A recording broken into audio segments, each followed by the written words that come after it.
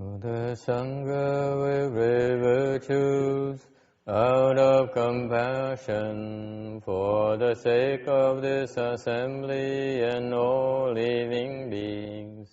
Please turn the wonderful Dharma will to teach us how to leave suffering, attain bliss and birth and death, and quickly realize non-birth. Cung thính đại đức thần thịnh, vì thứ pháp hồi cấp nhất thiết chúng sanh. Hình chuyển diệu pháp luân nhau đạo ngã môn, như há liêu sanh tự ly khổ đạt lạc, tốt chứng vô sanh. Homage to the blessed, noble, and perfectly enlightened one. Namo Saranto Suche Doye Ola Hudi San Miao Samputo Xie.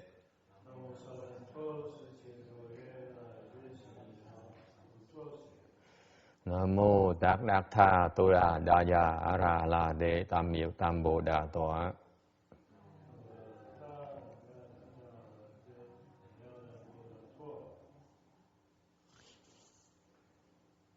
The unsurpassed, deep, profound, subtle, and wonderful Dharma in 100,000 million aeons is difficult to encounter.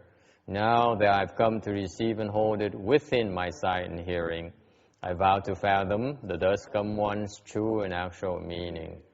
Wu shang sheng sheng wei miao fa, bai jie wan jie nan zao yu, wo jin jian wen de shou chu, yan jie ru lai chen xue yi. All Buddhas and Bodhisattvas, Venerable Shen Hoa, all good known advisors, Amitabha Phật. Chư Phật Bồ Tát, kính thưa Phật tử, quý vị thiện tri thức A Di Đà Phật. Chư Phật Bồ Tát, chư Phật sa rằng, cơ vị sang chư sự Amitabha Phật.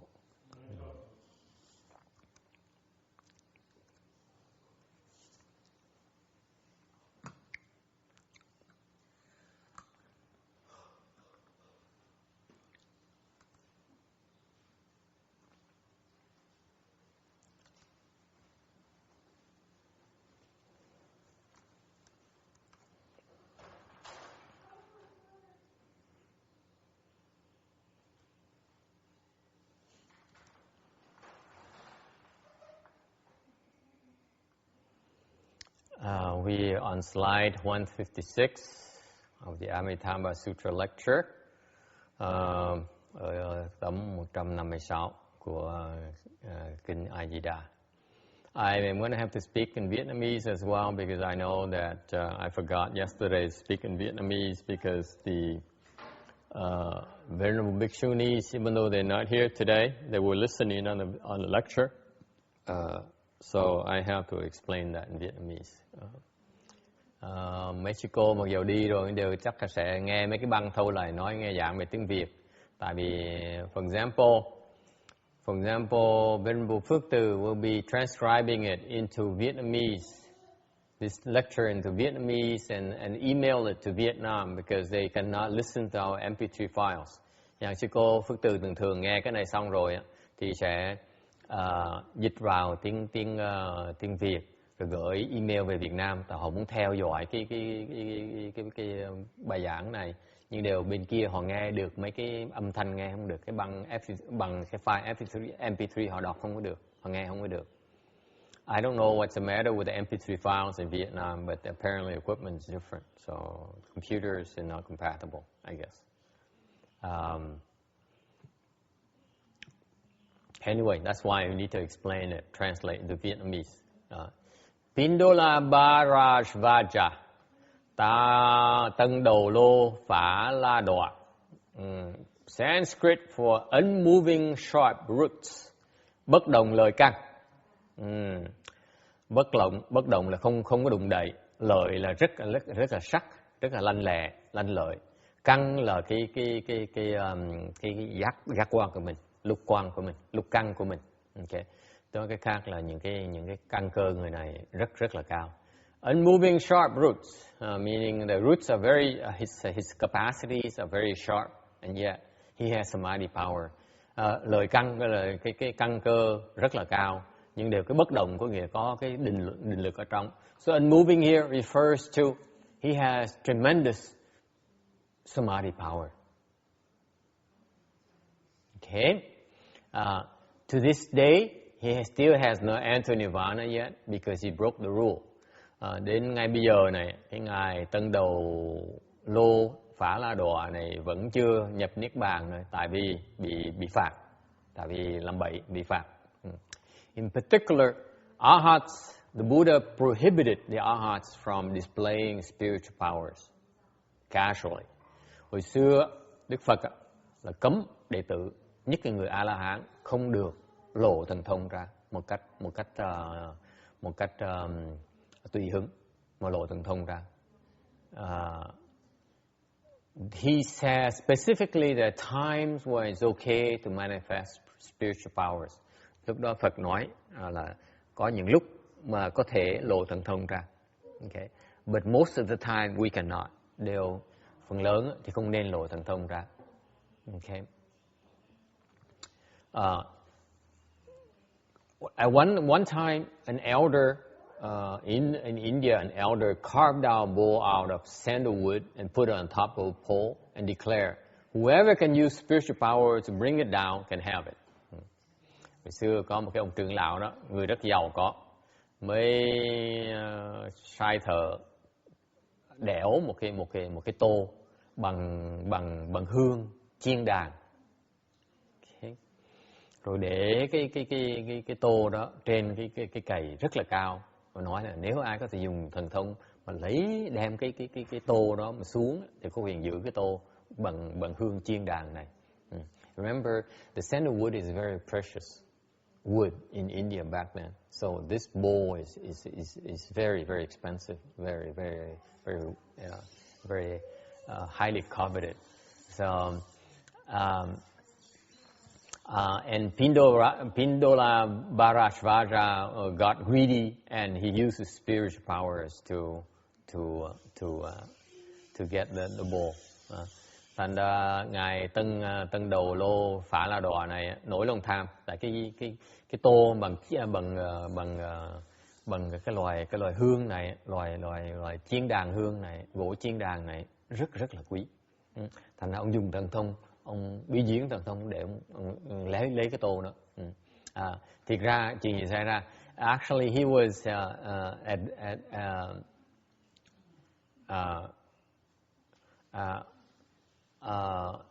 another time, có một lúc khác, another time, he was in a mountain. Một lần kia thì trong cái núi thì and he used his heavenly eyes to look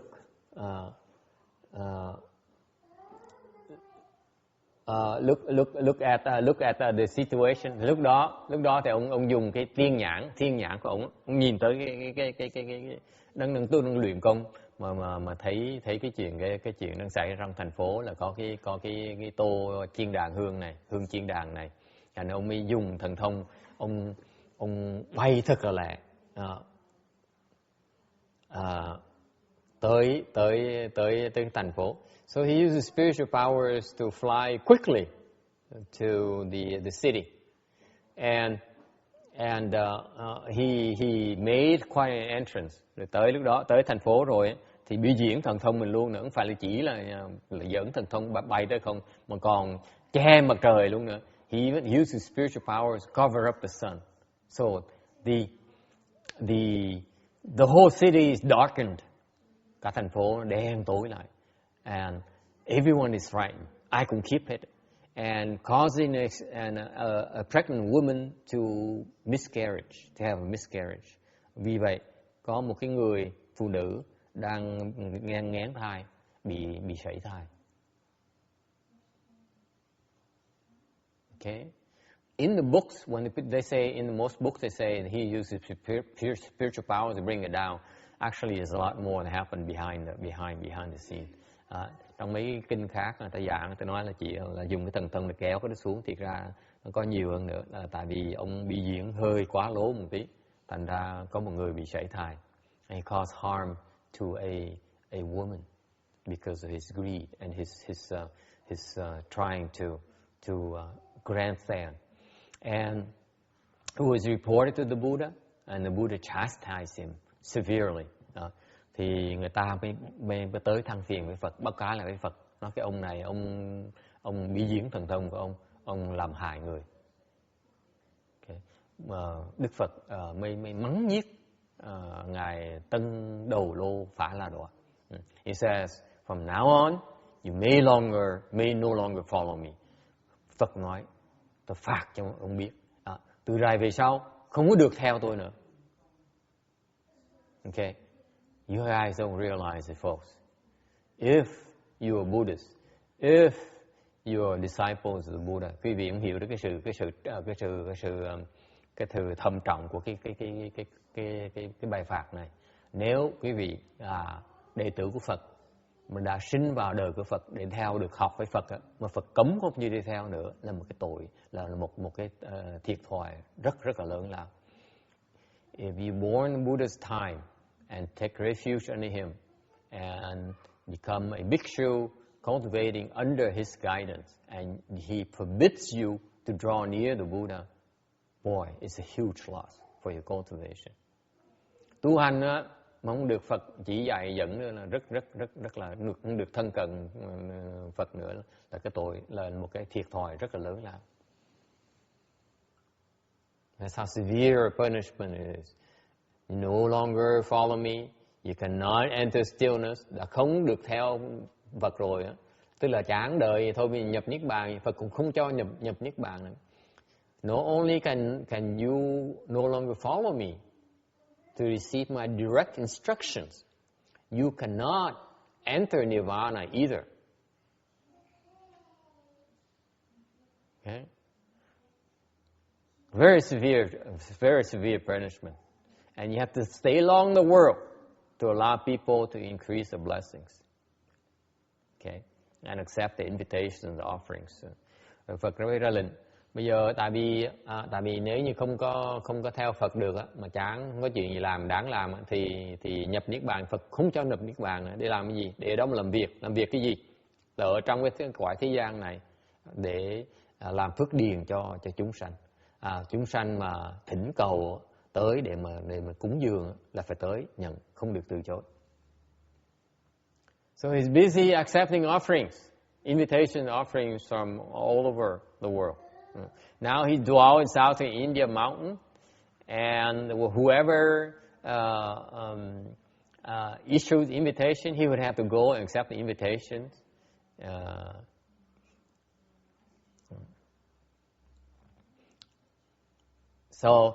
Bởi vậy ông hiện bây giờ cái ngài Tân Đầu Lô Phả La Đọa này vẫn hiện đang trụ ở bên phía miền nam của nước Ấn Độ. Và nếu bất cứ chúng sanh nào trong cái cõi thế giới này, trong thế giới mình mà muốn thỉnh tăng, muốn tới thỉnh tăng tới để mà cúng dường, thì ông này phải tới nhận, không được từ chối. Okay? Thành thường hiện ra. So for example, if people want to make an offering of triple jewel, I bet you he's among he shows up at those Dharma assemblies. Chẳng hạn có những cái người phát tâm ra mà muốn cúng dường cho Tam Bảo, thì ông này phải tới nhận, ông sẽ tới đó. Is it clear? Any questions?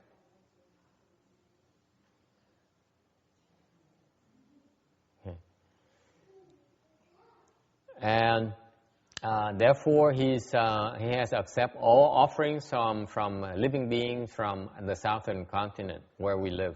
Anh phải những cái chúng sanh ở trong cái cõi Nam Châu này mà muốn cúng dường Tam Bảo, ông phải tới nhận. Rất là bận rộn. So you can imagine he's very busy. Okay. His foremost as field blessings. Bởi vậy, ông này là đệ nhất về phước điền. Any questions? 158, yes.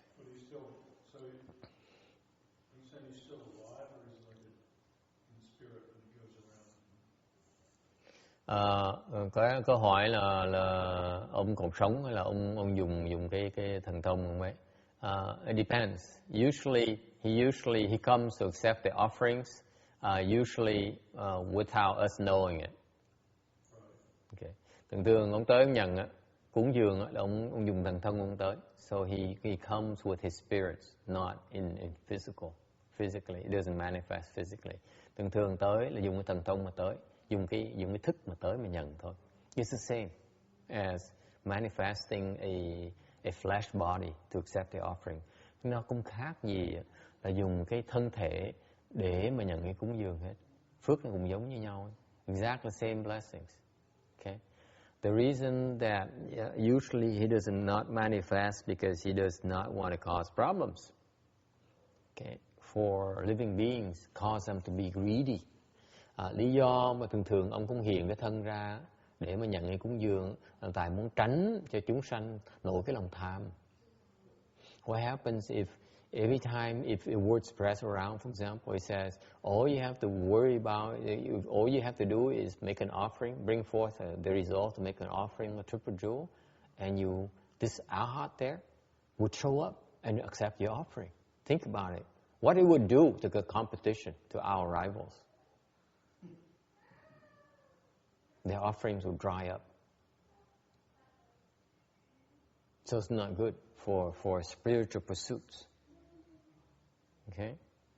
Quý vị tưởng tượng, nếu như mà mỗi lần mà có ai muốn cúng dường Tam Bảo, ông này ông hiền thần thông, ông hiền ra dưới trời, hiền ra ngay không trung vậy, hào quang sáng nhòi. Tôi là tân đầu lô phá lá đọa đây, đại diện cho Tam Bảo để nhận sự cúng dường quý vị. Chuyện gì xảy ra?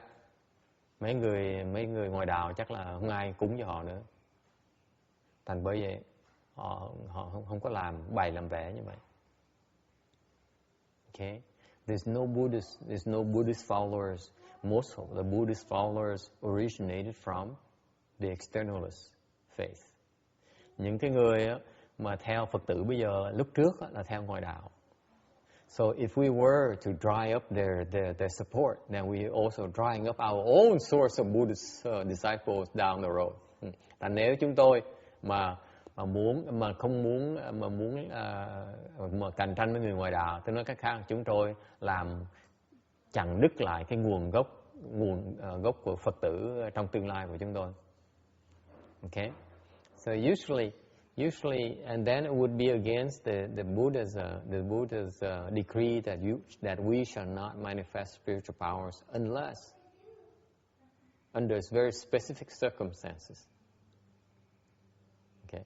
Rồi với thêm nữa, ngược lại hơn nữa, Đức Phật dặn rằng là mình không được, người tỳ kheo, mấy người tu bên Phật giáo không được sử dụng thần thông một cách bừa bãi. Chỉ có những trường hợp rất rõ ràng mới có quyền sử dụng thần thông thôi. Okay. Any other questions? Ai thắc mắc gì không?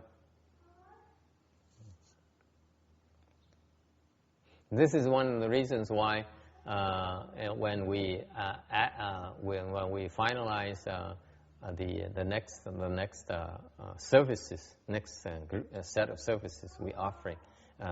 Thì bởi vì đây là một những lý do mà trong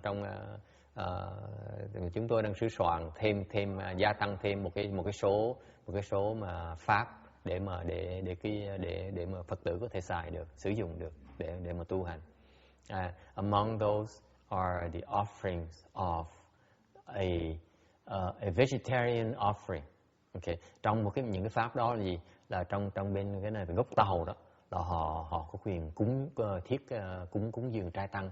A vegetarian feast offering of different groups of people, because this is based on the belief, the Chinese Dharma, in belief that if you make an offering, a food offering to 1,000 people, you're sure to be among the 1,000 sanghas there. You're sure to have at least one arhat.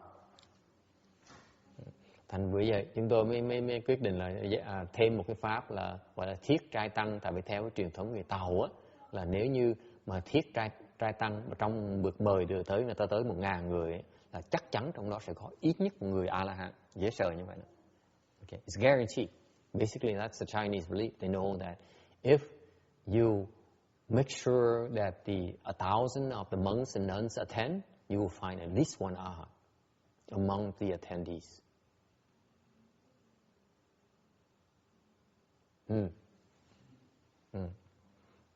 Anyway, any other questions? 158. Kalodani, số 158. Sanskrit for black light. Đó là tiếng Phạn, có nghĩa là hắc diệu. Hắc diệu có nghĩa là hắc là màu đen, diệu là ánh sáng.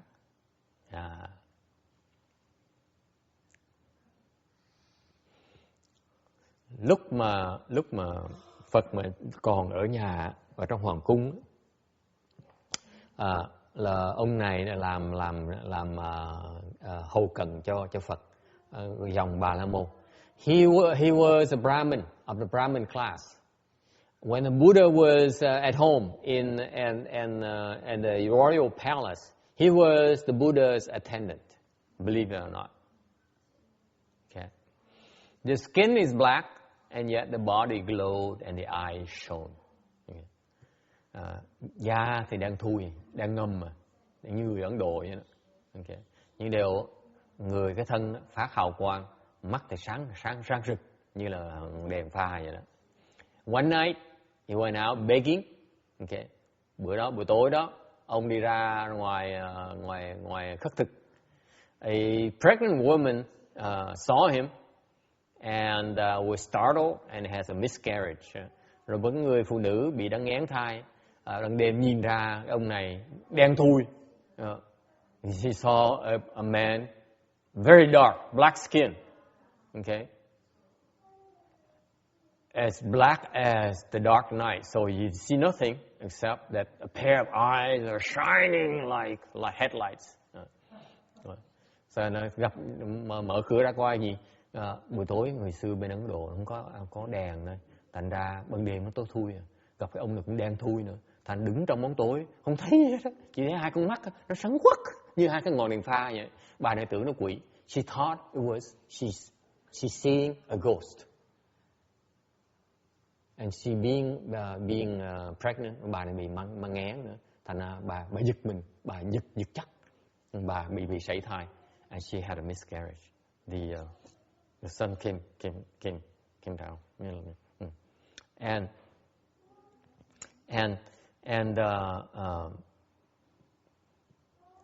so she said, "Are you a ghost?" Bà sợ quá, nhưng bà vẫn còn, bà lấy hoàng hồn lại, bà mới hỏi, ông có phải là quỷ không? The reply was, what's this Chinese here? Do you know, Amy? What does it mean here? This thing here? Yeah, this two characters here. Thán. This is. Hey, Ru Ching, you know what these two characters mean? This is Thán right here. Huh? What does that mean? 是什么意思? Hey, Danny, look it up these meanings here, will you? Right here, these two characters.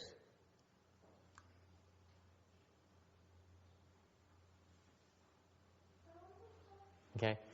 So, I think he's saying basically, I'm the disciple of the Buddha. You buy that? I'm a disciple of the Buddha. They're very proud of that, by the way. Back then, it's probably the biggest honor you're going to have. It says, I'm the disciple of the Buddha. I'm the follower of the Buddha. That's how they identify themselves. Like nowadays, you say, I'm a disciple of Master Yung Hua, right? You're not, but...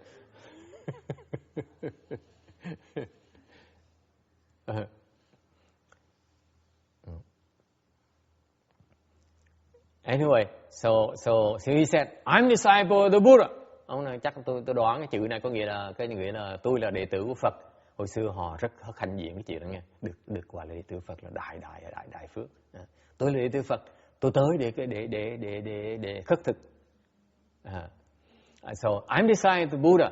I'm here to on arms ball around.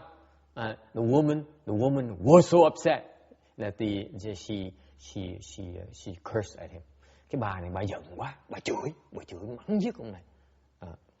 And there as a result, as reported back to the Buddha, and the Buddha created a precept forbidding us to go out at night. Rồi người ta mới báo cho Phật biết, Phật ngài Đức Thế Tôn mới chế ra cái luật nói là ban đêm không được ra ngoài khỏi chùa. So actually the bhikshus have a problem. Bhikshunis have a problem. Not shaminis. Mấy người mà sa di còn chưa sao hết đó. The fully ordained bhikshus, monks and nuns, những cái người mà thọ tỳ kheo ni giới rồi á, sau ngọ không được ra khỏi chùa. Afternoon they cannot get out of the temple. That's from this particular instance. Cái Phật chế cái luật đó từ cái chuyện này xảy ra như vậy đó. Okay. Now, Kaludaya served as the Buddha attendant and Dharma protector. Ngài Kaludani là làm thị giả cho Phật. He's the foremost teacher. Ông gọi là đệ nhất về giáo hóa. He taught and transformed the greatest number of people, creating 1,000 plus certified arhats. Ông này ông dạy và giáo hóa nhiều người nhất, đã huấn luyện hơn cả 1.000 người A La Hán luôn. Think about it. Over 1,000 arhats. Dạy hơn cả 10.000 A La Hán. You know how tough it is to teach one fourth stage arhat? Quý vị biết dạy được một người mà huấn luyện được một người tứ của A La Hán khó chừng nào không? Ông này dạy hơn 1.000 người luôn. He taught 1,000 plus.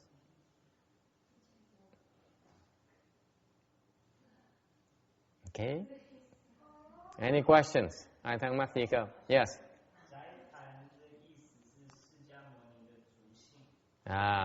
Chủ sinh hả? So that's his lay person's name. That's right, because they wouldn't know what shu is, because right. So they have to say the Buddha's the common name, family name. Right? Excellent. So chủ sinh hả? Excellent, thank you. Where do you find that? Wikipedia? Huh? And then I look up the temple's name and I explain what that is. Very good. In China, yeah. Very good. Ông này ông hay lắm, ông giỏi. That's excellent, thank you. Ông này ông giỏi lắm. Tôi nhờ kiếm hai cái chữ Tàu này, sải thản hả? Hai chữ Tàu này nghĩa là sao? Hai chữ Tàu này nghĩa là cái tên tục của Phật. Tại vì Phật lúc mà xuất gia thì có cái Phật là họ thích. Để thích là thích cái dùng cái danh từ của người Phật giáo. Còn nhất xưng với người ngoài thì phải xưng cái danh từ tục của ngài là I don't know what Vietnamese is. I guess I should look up the Vietnamese translation for Thái Thản hả? Và mới dùng cái họ tục của Phật để người ta biết là đệ tử của Phật. Okay, very good. Any questions? Yes. Is it why only the priest that only instill on the fully ordained monks and not all that own people? Câu hỏi là tại sao mà cái giới cái luật đó chỉ chế cho người tỳ kheo không cho người sa di? Okay, because then we can send the shamis and shaminis out at night without, let's say we feel like having some ice cream, say hey boy, go get me some ice cream. Tôi nói vậy tại như vậy, tại vì mình còn sai người được. Once it's okay to send the shaminis out because then they know that you're not supposed to you're not supposed to gossip. Because when they become shami, when they become fully ordained, they can do exactly the same thing as well.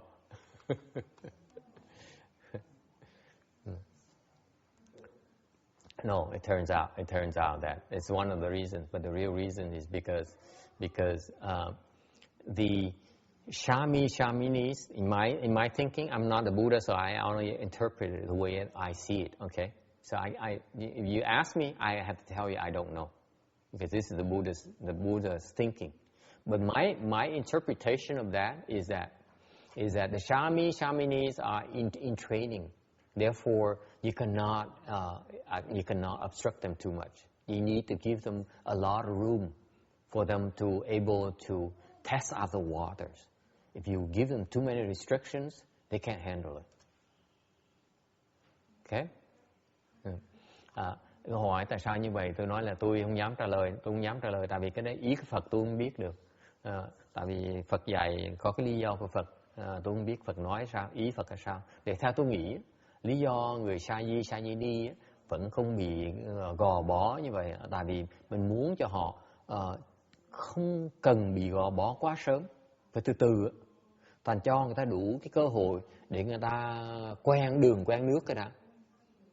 Rồi một khi người ta thấy cái hoàn cảnh như vậy, người ta quyết định tiến tới thì bắt đầu gắt gao hơn. Okay? Another reason, by the way, is relates to the first joke the first half-hearted joke I gave you. Cái lý do thứ nhì là về cái phần hồi nãy tôi nói đùa đó, is because the shaminis can do a lot of things that the bhikshus cannot do, so they can help them. They can serve them during that time, so that they can plant the blessings in providing assistance to assist the bhikshus in the cultivation. Phần thứ nhì, hồi nãy tôi nói đùa thì ra cái nó có ý nghĩa trong đó, tại vì cái người sa di vẫn còn được làm nhiều chuyện mà người tỳ kheo thì ni làm không được, thành họ giúp cho người tỳ kheo ni, phục vụ cho người tỳ kheo ni để người ta tu. I give you an example. Okay, for example, at lunchtime, at our lunch hall, before I eat, it has to be offered to me. Okay, chẳng hạn như buổi trưa đó mà tôi muốn ăn trưa, chung quý vị, tôi không có quyền rờ đồ ăn chỉ trừ sau khi mà người ta đã cúng cho tôi mới quyền ăn đồ ăn đó thôi. Okay, and it has to be offered from a low level to a high level. It cannot be offered from bhikshu offering it to me. It doesn't work. Chẳng hạn như trong bữa ăn trưa đó mà nó phải cúng được người từ cái giai cấp thấp hơn, cúng như người giai cấp cao. Excuse me. Chẳng hạn như người tỳ kheo cúng như người tỳ kheo không được, phải hoặc là người tỳ kheo ni cúng như người tỳ kheo, hoặc là người sa di ni cúng như người tỳ kheo thì mới được. So what happens? You cannot have a bhikshu offering food to another bhikshu. The dharma doesn't work. It has to be either a bhikshuni or a low level, like a shami or shamini offering the food to the bhikshu, then we can eat. Is that clear? So let's say for example, in a temple, what if they're all bhikshus? It's a problem. It's a real problem. Okay. Thành trong cái chùa mà toàn thầy không á, thì nó phiền lắm, tại vì không có cách nào mà làm cái pháp được. You cannot execute that dharma. So in that case, either you have a shami, trong trường hợp như vậy thì nên có một người sa di. Okay. So it's not uncommon for the temples to have a lot of shamis to pipe through. Okay. Tại trong chùa thường có nhiều người sa di đi vô đi ra lắm. Okay. Người ta rơi thời gian, ta chịu, người ta bỏ, ta về, ta hoàn tục lại, có người khác vào. Okay. Or either that, or you get a lay person to come and help execute the dharma for you. Hoặc là nếu không có sa di thì phải nhờ một người tài gia tới. Okay. So we bound by a lot of things. If we can find no one, then we probably go hungry that day. Thành ra như nếu kiếm ra không được người tài gia, hoặc không kiếm được người sa di hoặc là tỳ kheo đi tới cúng cho đồ ăn thì buổi trưa đó nhìn đói. Okay, that day we don't deserve to eat. Ngày đó không đủ phước để mà ăn. That's right. Yes. Question here. So if the cultivated in the mountain by himself or Good question. Hỏi với mấy người mà đang tu trong rừng thì sao? Okay. Believe it or not, this is what happens quite often, more than you think, than you realize. Quý vị không biết đó.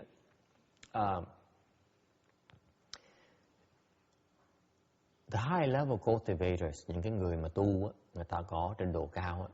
Okay. I give an example of that such one person is Venerable. What is the patriarch, the founder of Vãng sect? What's his name again? Huệ Shan Lao Chan Sư, right? I don't know what Huệ is Vietnamese. Quy, okay. Cái ngài tổ sư của cái dòng quy ngưỡng chúng tôi đó là gọi là Quy Sơn đại sư, okay. When he was cultivating under another patriarch, I forgot his name. It's probably Ma Tzu or something like that. That's right, Ma Tzu. Lúc mà ngài Quy Sơn á, là tổ sư của dòng quy ngưỡng chúng tôi á, là cái dòng của ngài Tiến Hóa, ngài Hư Vân đó. Thì đừng tu thiền dưới ngài Mã Tổ. Okay. Thì ngài lúc đó ngài chỉ là làm đầu bếp thôi. He was only in charge of the kitchen. Okay. And one day, thì một ngày kia, Mã Tzu had a visitor. Ông Mã Tổ được một người tới viếng thăm. His colleague was a lay person. Có một cái người đó, người bạn tới thăm, người đó người tài gia, rất già. He's an old guy. He stopped by Ma Tzu and said, hey, my friend, and that Huệ Shan mountain, that mountain over there, is a very good place to start propagating Buddhism. Tớ nói cho Mã Tổ biết này, ông có biết không? Là đằng chỗ cái dãy núi bên kia đó, xa, cách đây xa lắm á, là nó có cái chỗ rất tốt để mà hoằng pháp. So Mã Tzu said, what are you talking about? I'm too old. I can't go that far. Ông Mã Tổ mới nói là tôi lớn tuổi rồi, sao tôi đi xa như vậy được? So he says, not for you. Send one of your disciples. Ông già nó mới nói, ông già bạn mới nói là không phải cái chỗ đó không phải của ông gửi đệ tử ông đi. So Patriarch Ma Tzu convened all his disciples. Thì Mã Tổ mới gọi Phật tử, gọi đệ tử tới lại, mới nói bây giờ I need to send someone to Huệ Shan, to Huệ Mountain to propagate chant. Tôi muốn thông báo rằng thầy muốn chọn một người để gửi đi tới dãy núi Quy Sơn để mà truyền bá thiền tông. Okay. Back then, Ma Tzu has a lead pupil. His most senior seated disciple who was lecturing on behalf of Master Ma Tzu to Ma Tzu's disciples. Hồi đó ngài Mã Tổ có một cái vị gọi là thượng thủ đệ tử, là lúc mà ngài Mã Tổ bận rộn có quyền giảng pháp cho những người đệ tử của ngài Mã Tổ, lớn như vậy đó, giỏi như vậy đó. That good, okay? He can substitute. He acts as a substitute teacher. Có thể Mã Tổ dạy được. And so you think that so he said, so the people thought it would be that guy who would be sent over to the other mountain. Người ta tưởng sửa nó đi. But the old man, Ma Tzu's friend, looked at that monk and says, no good. Ông bà của Mã Tổ nhìn cái ông thượng thủ, thầy thượng thủ đó nói ông này chưa đủ.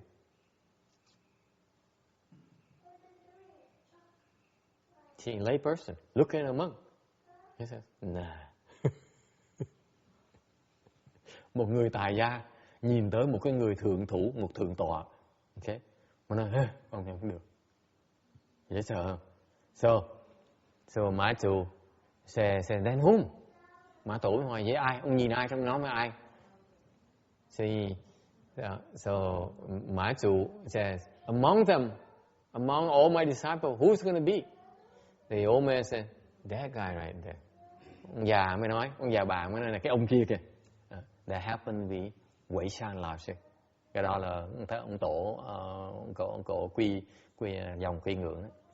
So what happened? You have a problem, right?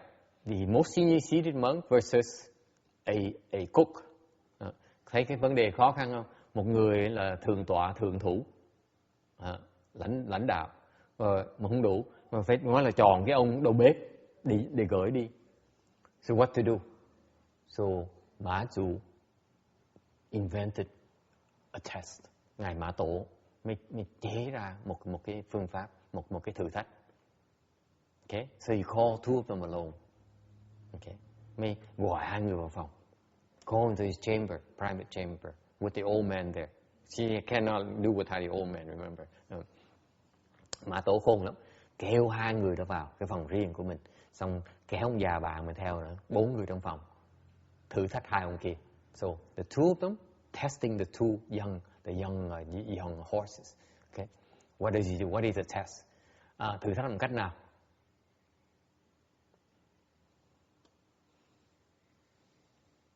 Put a vase of water in the midst of a room. Ông lấy một cái bình nước ông để trong giữa cái phòng. Quay câu hỏi cái ông thượng thủ đó, là lãnh đạo đó, nói là nếu không gọi cái này là cái bình nước thì gọi nó là cái gì? So he turned to the lead monk and asked him, if you cannot call this a pitcher, a vase of water, what do you call it?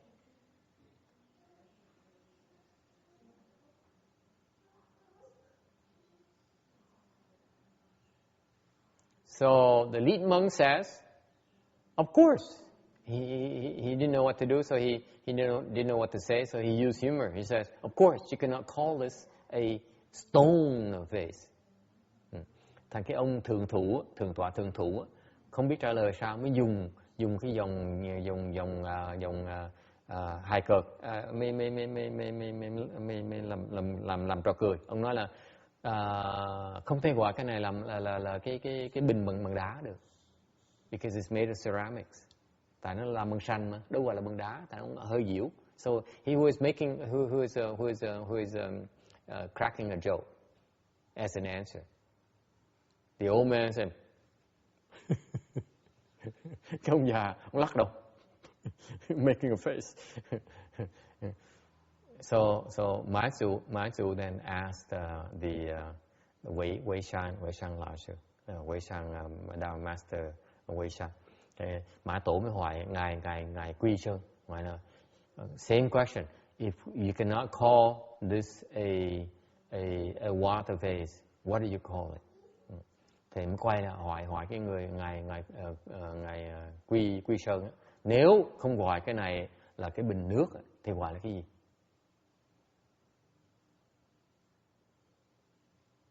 What do you call it?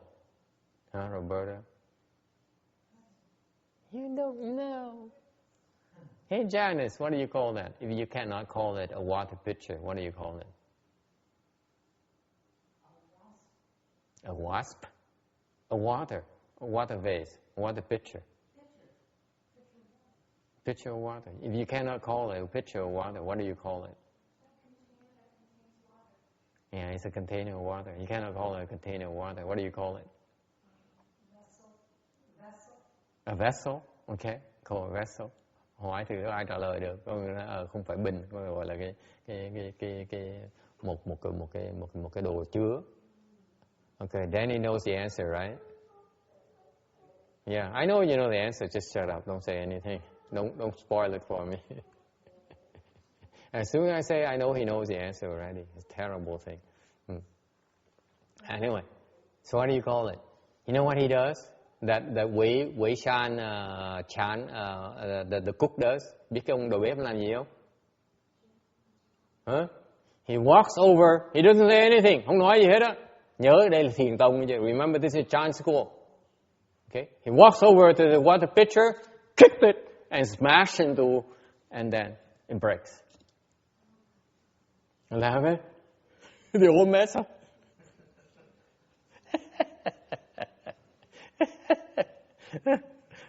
Ông này ông hay lắm. Ông đầu bếp á. Ông đầu bếp hay lắm. Ông đi bộ, ông nói một tiếng nữa. Ông bước tới gần cái bình nước đó, ông đạp nó một cái bình nước nó bể, nó văng, nó bể, nó tan hết. Ông già gật đầu gật gù cười khoái chí lắm. You get it? And Patriarch Machu said, yeah, and send him to Weishan, to that mountain, to propagate chant. Mã Tổ mới gật gù, nó cũng đồng ý, gửi cái người đầu bếp đó đi qua bên Quy Sơn để mà truyền bá cái pháp môn thiền tông. Why?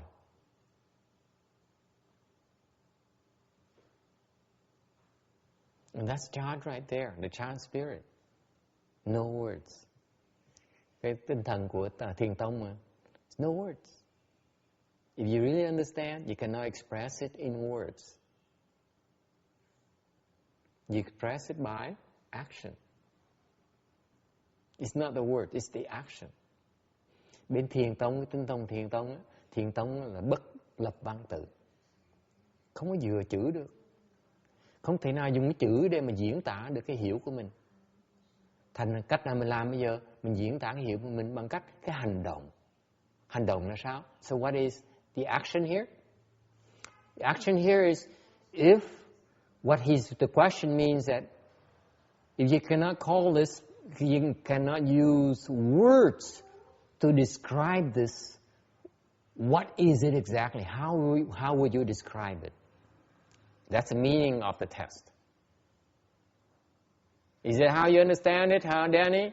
I don't think you understand that part. I bring it up to you because I know you understand what I'm explaining to you.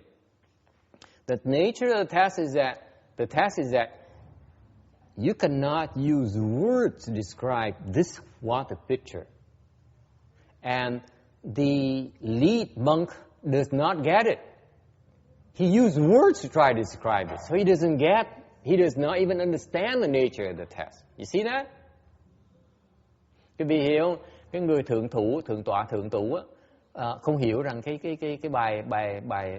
bài thử thách này là ý nghĩa của bài nói là không thể dùng cái chữ để mà mô tả được cái bình nước này, chứ đâu phải là dùng chữ, mà ông dùng chữ, ông trật được. So he says he's off right there. He used words. He cracked a joke to answer. He used words to humor, to express his humor. So he's off right there. Thành ra trật ngay lập tức dùng cái chữ, dùng lời để mà trả lời ấy. Mặc dù dùng cái khôi hài để mà trả lời ấy, là trật rồi. So far so good? You get that? Okay. Now what's the proper answer? If you don't use words, what do you say? How do you, okay? Cái phần thứ nhì, second part of the test is that, what is it exactly? It's not about words. It really means that if you cannot call this a water picture, okay, the real meaning of the test is that, what is this exactly? Do not be fooled by the appearances. You see, the subtle meaning of the second part is subtle meaning. That is, says, you cannot use, if you cannot call it this a water picture, meaning that you cannot use words, okay, to describe this thing here. What is it exactly? That's the meaning of the test. You get it, Joseph? See, easy, huh? Of course, right? Huh? See? Nghe hiểu không? You get what I'm getting at? What is this thing exactly? That's right. That's right. If you're enlightened, you see that thing, you don't see it as a water picture, you'll see it as empty. That's right. Khi mình giác ngộ rồi á, mình không nhìn nó là một cái bình nước nữa, mình nhìn nó là có cái tánh không. So what do? He kicked it so that it breaks, it's gone. Isn't that beautiful? When it's gone, it goes back to emptiness. It's no longer a water pitcher, a water vase. It disappears. Isn't that beautiful?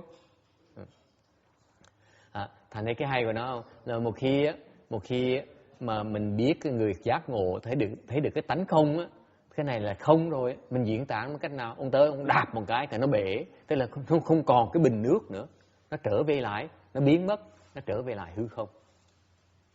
Tôi nói cách khác, tôi nhìn cái này chỉ là cái không thôi, không phải là bình nước.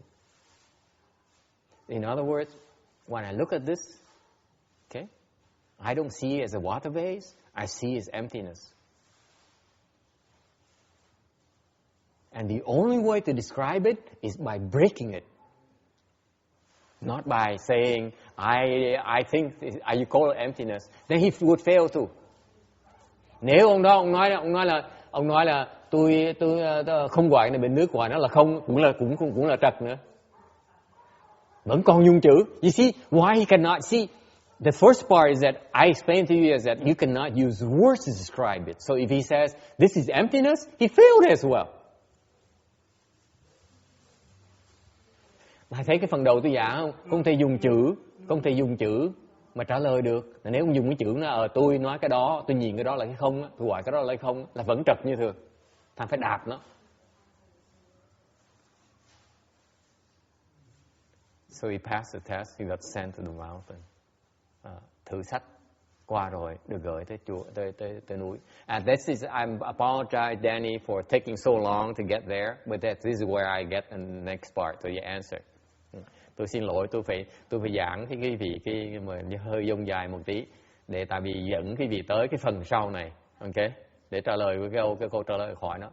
When you got to the mountain, to the Weight Mountain, tới cái Quy Sơn á, cái chỗ núi đó, no one around, không có ai hết đó. Okay, so he walked around, and then he found a spot, sat down and said, I'm going to cultivate, I'm going to do Chan right now, here. Ngài tới đó, no support whatsoever, remember, not a single soul around, không có ai xung quanh hết đó. Okay, đi vào một vòng xong, chọn một cái chỗ, ngồi xuống, nói tôi sẽ ngồi thiền ở đây. Okay. Comes noon time, tới bữa giờ ăn trưa, guess what happened? Gì xảy ra? You bit hungry, hơi đói vậy, right? You got a little bit hungry, right? What happens? No food, không có đồ ăn. What do? Nothing. Ngồi tiếp, you keep on sitting. So what happened is that because of his sincerity, no food, a bunch of monkeys decided to get some pears, some trái đào. I don't know how to say in English. Some fruits offered to him so God collected some fruits. The monkeys themselves collected the fruits and offered to him, placed in front of him as an offering. He ate it. Thành ra có một cái nhóm khỉ đó ở trong vùng đó, nó bỗng nhiên á, nó nhặt mấy trái đào, nó tới, nó cúng mấy trái đào cho ngài mới lấy trái đào lên mà ăn. So that's the answer for you, Danny. If you have no shamis, no lay people around, get some monkeys. Tôi trả lời đó, nếu không có sa di, không có tỳ kheo ni, không có sa di ni á, thì nuôi bầy khỉ, mà sai nó làm việc cái sao bây giờ? Okay. Yes? You still have a question, I imagine. No? No?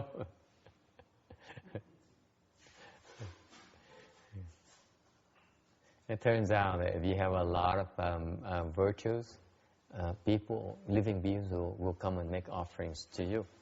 Nói cách khác, nếu quý vị mà có công đức, có đạo đức cao, đạo cao và đức trọng, thì chúng sanh sẽ tới cúng dường cho quý vị. Họ sẽ tới cúng dường. They will come and make offerings to you naturally. Okay. What if you don't? Nếu như quý vị không đủ đạo đức thì sao bây giờ? Hả? You die, serves you right. Who do you think you are? Huh? You think we're that cheap?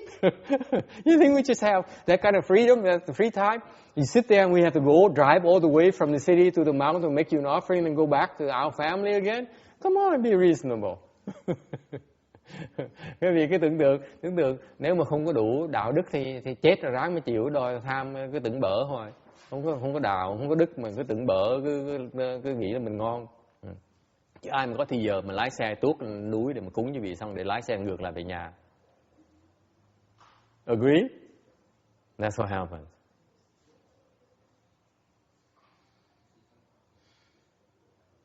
It's not for the faint-hearted. No. Không phải cho người ai cũng vào núi được đâu. It's not everyone can make it to the mountains, folks. Danny is not only the food. What if you're sick? Let's say what does the boy have? Hey. What does the boy have? Tonsillitis. What to do? This is the issues I had when I at one point in time, I'm proud to admit to you, I thought of going up the mountain because I couldn't find any place to live. Okay? Có một thời lúc tôi trở về lại đây, không kiếm ra cho chùa này hết á. Là tôi nghĩ tôi một lúc tôi đang tính toán lên núi tu đó, tại không có chỗ đó ở. I thought, I considered going to the mountain because I couldn't find a temple. Okay? And one of the reasons that I had second thoughts about it is I said, what if I get sick? Not only the food is not a big deal. Okay? You can climb trees and you can collect fruits and so on. Okay? And or other things. But what if you're sick and you need medicine? What to do? Big problem. We get sick, right? I don't know about you, but I think most people do get sick occasionally. That's a big problem. Okay?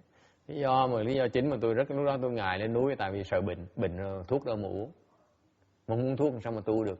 You get sick, you don't get medicine, you get healed. How can you continue to cultivate?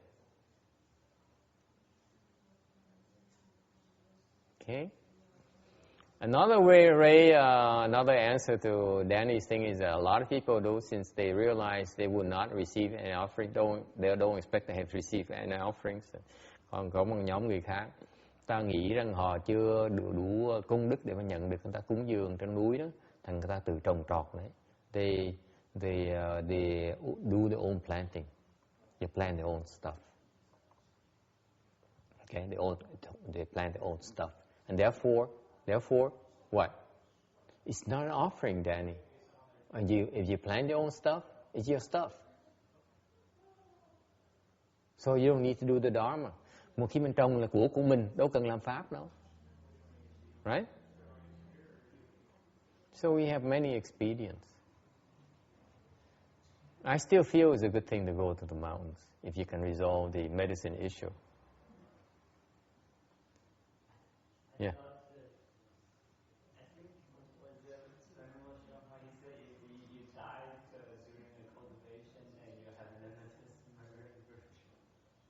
Is that right?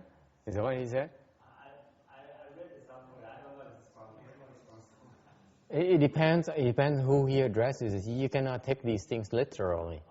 For example, in some high-level cultivator, he says, you die, there's nothing more glamorous, nothing more glorious than this. Right? But for you and me, he says, if you die, then you have no merit and virtues. Be smarter about it. You can't be stupid about it, right? You have to gauge it yourself. These people are very blessed, and therefore, when they do these things, because they are very well equipped to do these things, they have the blessing to do these things. Okay, for us, we can't afford to go to the mountains right now because we die. We can't handle it. So he would say, if you're that stupid, you deserve it. Agree? So that's why all these things you have to be flexible. You can't be rigid about it. It's not for everyone. Ông nói là ngài đọc ngài Tiến Hóa nói là có một chỗ ngài nói là nếu như mà tu mà chết á, là tại vì chưa là không có tạo công đức mà thiếu công đức. Tôi nói đúng, tại tùy người á. Tại vì những người trình độ cao, tôi nghe ngài nói những người trình độ cao đệ tử ngài nói khi mà tu mà lỡ mà chết á, là không có cái gì mà nó quý hóa bằng cái đó. Mình giảm xả thân vì đạo mà, cái gì mà quý hơn nữa đâu. Ngược lại, những người trình độ như mình còn thấp quá, ok, không biết tự lượng sức á, mà cứ leo núi đòi trèo vói cao quá thì ráng mà chịu. Tầm bậy chứ đủ sức đâu có làm tầm bậy được. Okay, so that's why you need when you look at these things, you need to be careful about who he talks to. It's never that fixed. Okay. All right. Any other questions? Ai thắc mắc gì nữa không?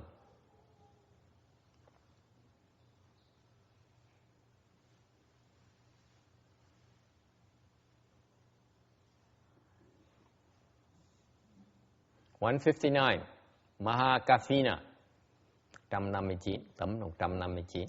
Mahakiptana means constellation, có nghĩa là phòng tú, là cái trăng, mấy cái tinh tú trên trời đó. His parents prayed to one of the 28 constellations according to Chinese astrology, and that's how they gave birth to him. Hồi xưa cha mẹ của ngài Mahakiptana là theo cái hướng về một trong 28 của cái ngôi sao trên trời đó, theo cái thuật nhìn sao của bên Ấn Độ mới cầu một cái ngôi sao đó mà sinh ra được cái ông đó.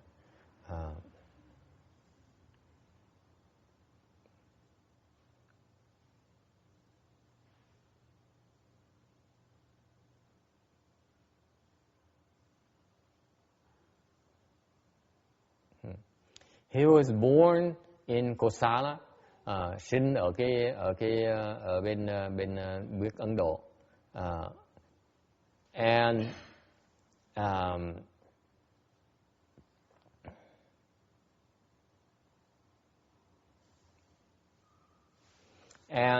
he, thanks to the Buddha's teaching, he extinguished his arrogance and obtained the way. At one time, the world honored one manifest as a bhikshu to teach him. Hồi đó, ông sinh cái bên nước Ấn Độ là tại nhờ Phật tới dạy, thành mới được dứt cái ngạo mạn và mà đắc đạo. Hồi đó Phật hiện ra là một cái người tỳ kheo, holding a tin staff for walking, and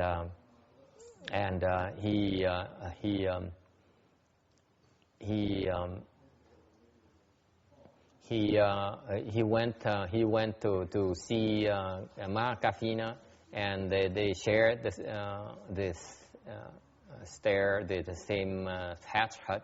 Rồi tới thăm ông Mahakiptana, rồi ngủ chung lại, sống ở trên một cái còi cỏ đó.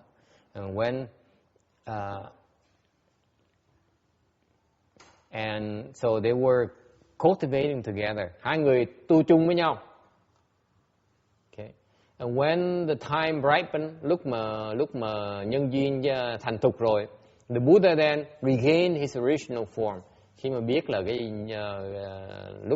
đến lúc rồi thì Phật mới hiện thân ra, đích thân của mình là thành Phật. Okay. And when Mahakafina, the cultivator who was cultivating at that time, look at that Buddha, look at his how adorned the Buddha is, and he was enamored, and he wanted to become the Buddha just as well. Thì hồi đó ngài Mahakiptana đấng tu đó thấy được Phật hiện ra, thấy cái hào quang của Phật, thấy cái tướng hảo của Phật đẹp quá này, mê, thành ra muốn thành Phật luôn, muốn giống như Phật vậy. Okay. Rồi nghe Phật nói pháp, then the Buddha preached to him, spoke Dharma for him. And through this Buddhist sermon, the Mahakafina extinguished his arrogance and became an arhat.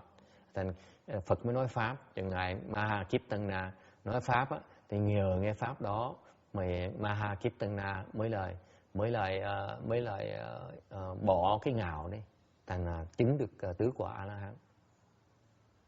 Okay. He's foremost in knowledge astrology, đệ nhất về biết về những cái tinh tú. Okay. Any questions? So the Buddha's disciples, they came from all kinds of backgrounds. Phật tử ngày của Đức Thế Tôn có từ đã từng đủ loại giai cấp của thế hội, của xã hội. Yes.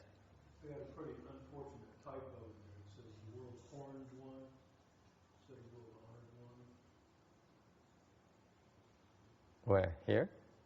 Or the prior one?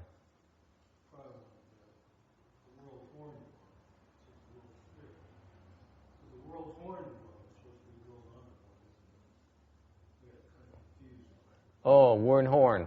Yeah. Sorry. Okay. Thank you for pointing it out.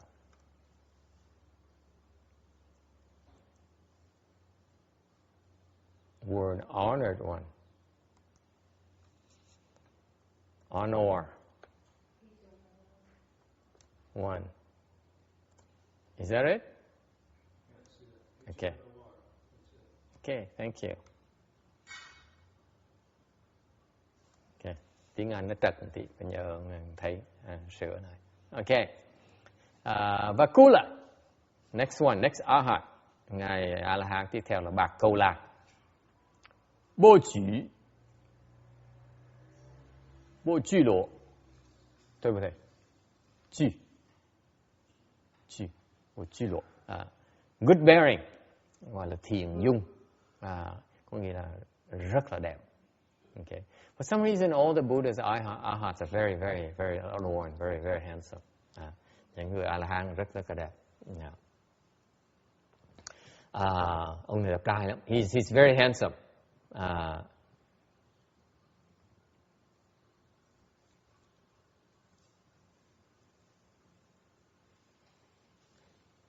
So how would you translate the Chinese part here, Amy?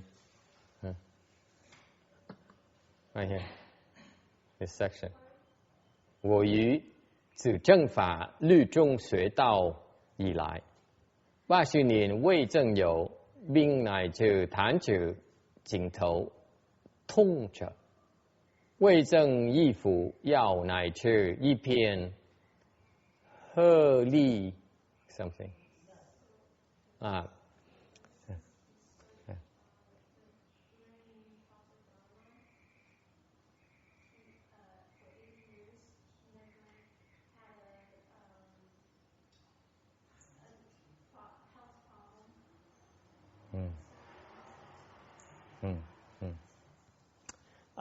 There's only like just a short period of headache.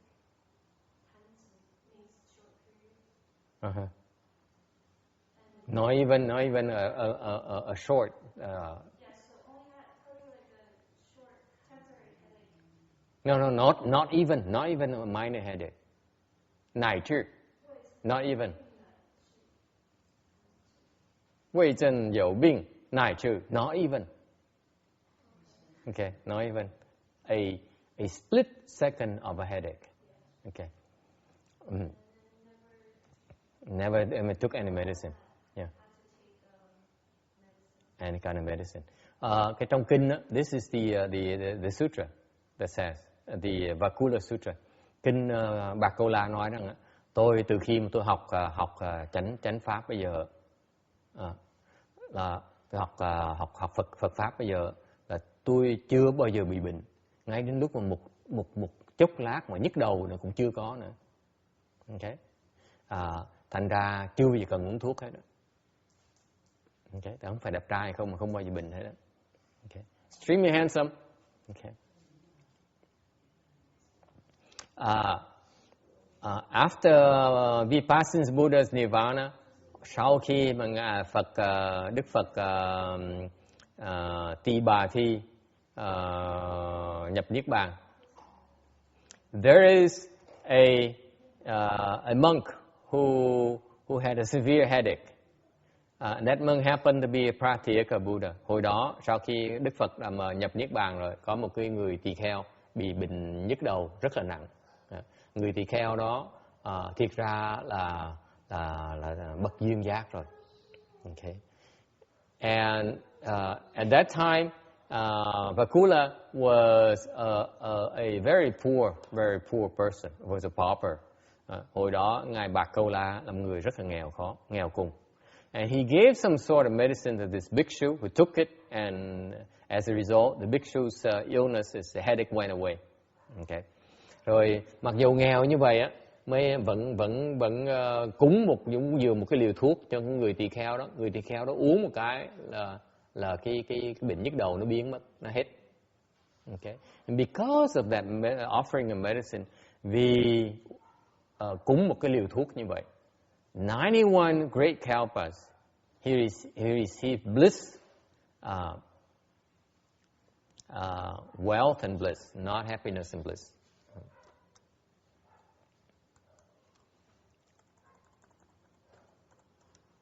He was a very wealthy man, okay, and he only know bliss, and he was born in the God's human realm. Tại vì cúng cái liều thuốc đó mà giúp cái người Bích Chi Phật đó, thành ra 90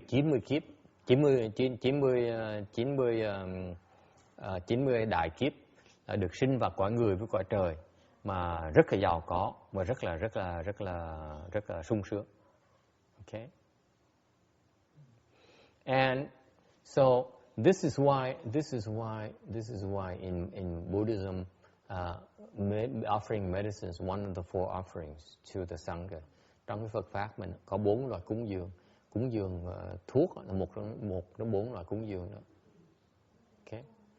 If you lucky, you offer medicine to Pratyeka Buddha, you'll be free of diseases for a long time.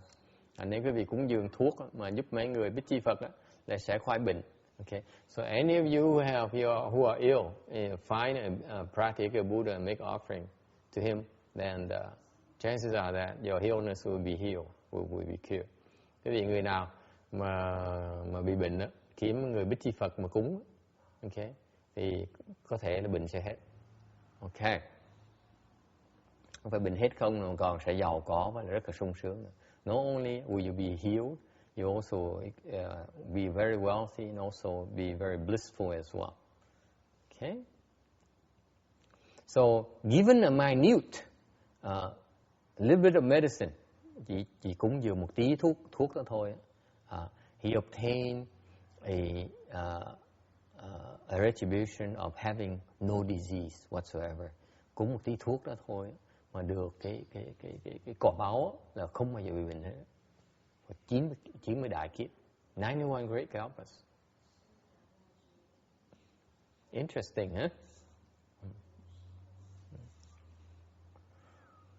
Also, in the past, he was a monk. Lúc trước cũng là một cái người tỳ kheo. He vowed not to take a look at a woman's face. Thầy mới phát cái nguyện rằng không bao nhìn vào cái mặt một người phụ nữ.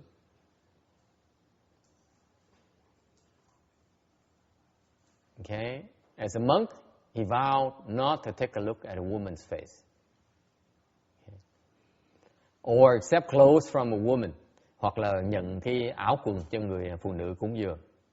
Okay,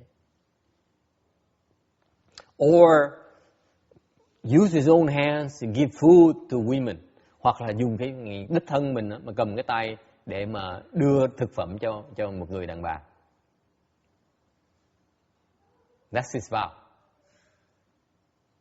Think about it. Is it reasonable? No. How are you going to eat? I look at this part and say, how are we going to eat? I mean, all my food is touched by the women's hands. Tôi nghe đặt cái phần này tôi thắc mắc, tôi bất mãn, tôi làm sao mình ăn bây giờ? Những cái đồ ăn tôi là toàn do người phụ nữ cầm đụng hết. Okay, And if someone cooks and you say, no thanks. Boy, are you in trouble? Cái tưởng tượng một người ta bỏ thì giờ ta cúng cho mình xong, mình nhìn đồ ăn ta cực khổ, ta cúng như vậy xong rồi mình đưa ta cúng cho mình ăn, mình nói thôi cảm ơn, tôi không ăn đâu, tại vì bác là người đàn bà, tôi không ăn đồ ăn đồ ăn người đàn bà. I'm sorry, I appreciate your hard work, but since you're female, I cannot touch your food. Okay. Anyway, this is what he does, and it's not a big deal except for one day his mother misses him terribly. Cái khổ là một ngày kia bà mẹ của ngài á, nhớ con quá, thương con nhớ quá này. So she came to the temple to pay a visit. Okay. Mới tới chùa, mới lò mò tới chùa để mà thăm con. Okay. And remember his vow is that not look at woman's face. Mẹ tới thăm á, mà nhớ cái kẹt ông này là ông nguyện rằng là không nhìn tới một cái mặt người đàn bà. Mà mẹ tới thăm làm sao bây giờ? So he says he's very unhappy about it. He says, don't see me, go away. I'm not going to see you. Thì ông này ngay mẹ mình, even his own mother, think about it, his own mother, the person who gave birth to him, who happened to be a female. Nhớ ngay mẹ mình. I know it's kind of extreme. Vì ngay mẹ mình là người đẻ mình ra đó, mà tới thăm mình nó nói không, người đàn bà, tôi không thể nhìn người đàn bà được. He say, you are female, I can't look at your face. Go away. Đi, đừng có tới chùa tôi. And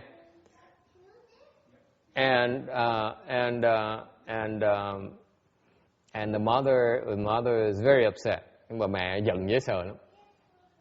Okay. She believed that her own son committed the 5 rebellious offenses. Dần cực điểm. Tại sao? Nghĩ rằng là với cái hành động đó không khác gì người con mình đã tạo ra ngũ nghịch, đã phạm ngũ nghịch. Yes, questions. You see any other typos here? Okay. And therefore, she was so upset she made a vow. Thì bà giận quá đi, bà mới phát cái nguyện. He says, in the future, I will make sure I become his mother again. Trong tương lai, tôi nguyện sẽ làm mẹ nó lại. Okay. And we'll fault him and we'll punish him severely. Tôi sẽ bắt tội nó và tôi sẽ trừng phạt nó. Okay. And now that's why that this vow here mature. Cái lời ác nguyện đó bây giờ nó thành thục rồi. She gave birth to him. Bà mới đẻ nó ra. Okay. And as soon at the moment he was born, she started punishing him immediately. Mới đẻ ra một cái là trừng phạt ngay lập tức. That's from this prior vow. What kind of punishment? Trừng phạt cách nào? 5 kinds of punishment. Còn 5 cái loại bà trừng trị nữa. The moment she gave birth to him, instead of most babies, they cry. Like Joseph, he cried. Ah! Isn't that right, Janice? Very loudly, right? That's what a baby is do. This guy Vakula, he was born. He was laughing. Con nít đẻ ra là nó khóc. Okay. Ông này cũng đẻ ra ông cười khi khà khà. So the mother says, immediately without thinking, this is some kind of ghost, some kind of weirdos. Bà mẹ này không cần suy nghĩ, biết ngay, quyết định là cái người thằng con mình chắc là quỷ quái rồi, không phải là người bình thường. Therefore, she threw him into the fire immediately. Took him by the hands, threw him in the fire. You die. Tự nó là quỷ quái, thì túm cổ nó một cái, thảy nó vào cái lửa để giết nó. Lửa đốt không cháy. The fire cannot burn him. He continued, he ha ha. He's still laughing. He made her even more upset. Bà còn giận hơn nữa. Grab him pull him out of the fire, threw it into a pot of boiling water. Mới chụp túm cổ nó. Joseph, where are you? Can I test it on you? Come here, boy. So he grabbed him by the neck and threw it in a pot of boiling water. He's feeling better, right? Huh? Oh, but you're not.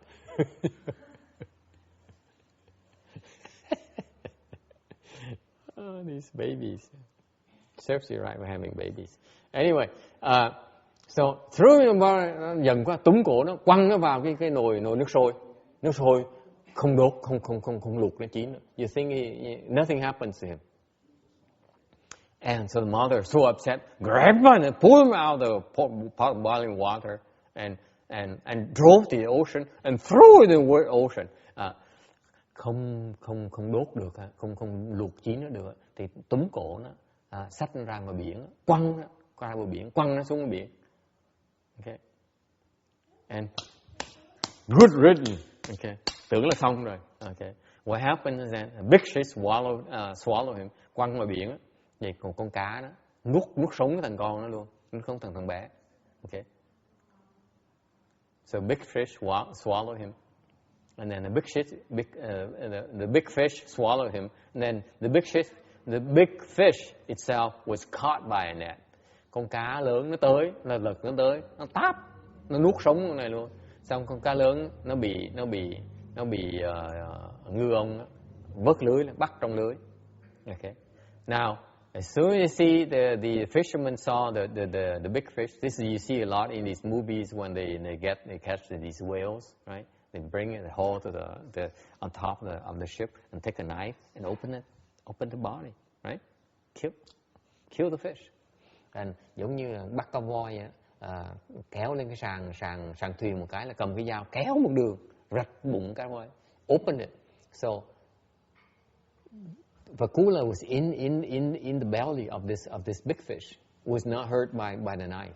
Cái dao nó chặt cái bụng, rạch cái bụng cá, mà ông này không bị dao chém đứt.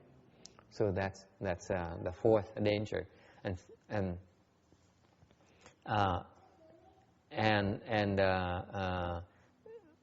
so the fourth danger is that the fish cannot kill him, and the fifth danger he escaped is that he was not harmed by the knife. Nói lại là cái phần thứ tư mà cái nguy hiểm thứ tư mà ông thoát được là bị cá nuốt mà không bị chết. Xong cái nguy hiểm thứ năm mà ông thoát được là cái dao rạch bụng cá mà không bị dao giết. Đó là cái năm cái loại quả báo của không bị giết. Okay? So these are 5 kinds of death-free retribution, because in a prior life he maintained the not killing precept very purely. Tại vì được kiếp trước tu cái giữ cái giới không sát sanh rất là nghiêm ngặt, thành là được năm cái quả báo đó. Okay. Anyway, that's why the mother, going back to slide 161, trở lại cái tấm 161. He has a 5 death from the 5 free of death retribution, free from death retribution. And eventually he left the home life and obtained arhatship. Rồi sau này gặp duyên thành xuất gia, đắc được A La Hán quả, tứ quả A La Hán. Okay, any questions? Ai thắc mắc gì không? 162. 162. Vakula is known for cultivating the lessened desire and no contentment. Cái ngày này là rất nổi tiếng, là tượng trưng cho cái pháp môn tu là thiểu dục tri túc. Okay. For example, lessened desire meaning that he doesn't have he doesn't wear a lot of clothing, so he doesn't wear layers of clothing. Chẳng như một cái điển hình của cái hành mà tu thiểu dục của ngài là Ngài không có mặc từng lớp áo, nhiều lớp áo. Think about it. Even when it's cold, Ngài mặc dù trời lạnh đi nữa, không mặc thêm nhiều lớp áo. He does not wear layers upon layers of clothing. You could catch pneumonia, can't you? Trời lạnh mà mặc áo, lớp thêm một áo xong rồi là thoát được. What kind of wisdom is there? Hay gì ở chỗ đó?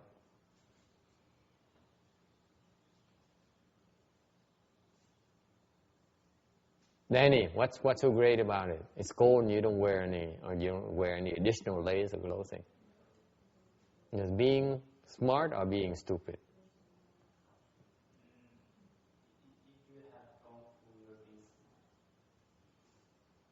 What if you don't have kung fu?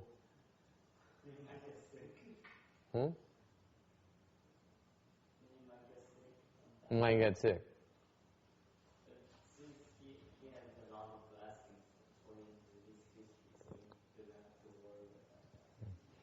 It pertains to the fact. It pertains to the fact that actually it's a funny thing because in the bhikshuni precepts, we're supposed to only have three sashes. Back then in India, there's no such a thing as the long dress here.